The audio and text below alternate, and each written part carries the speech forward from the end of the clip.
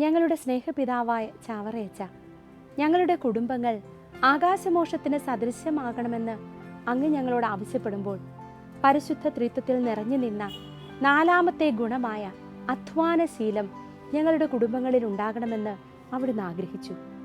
ഈശോ തച്ചൻ്റെ മകനായി അധ്വാനിച്ച് ജീവിച്ചവനാണ്. എൻ്റെ പിതാവ് എപ്പോഴും പ്രവർത്തന നിരതനായിരിക്കുന്നത് പോലെ ഞാനും പ്രവർത്തന നിരതനായിരിക്കുന്നുവെന്ന് ഈശോ പറഞ്ഞു.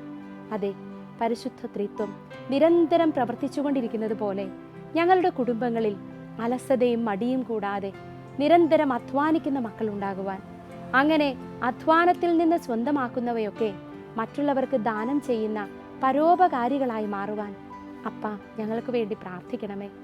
മാത്രമല്ല, മദ്യപാനം എന്ന ദുശീലം ഉണ്ടാകുന്നത് ഈ മടിയുടെയും അലസതയുടെയും ഒക്കെ ഭാഗമാണെന്ന് അപ്പൻ ഞങ്ങളുടെ കുടുംബങ്ങളെ പഠിപ്പിക്കുമ്പോൾ കുടുംബങ്ങളിൽ നിന്ന് മദ്യപാനം എന്ന ദുശീലം അകറ്റുവാനായി, അതിൽ നിന്ന് കുടുംബങ്ങളെ രക്ഷിക്കുവാനായി അപ്പൻ്റെ മക്കളായ ഞങ്ങളും തീവ്രമായി കുടുംബങ്ങൾക്ക് വേണ്ടി അധ്വാനിക്കുവാൻ, പ്രാർത്ഥിക്കുവാൻ കൃപ തരണമേ. ഞങ്ങൾ അപ്പനോട് ചേർന്ന് കാരുണ്യനാഥനെ വാഴ്ത്തിപ്പാടട്ടെ.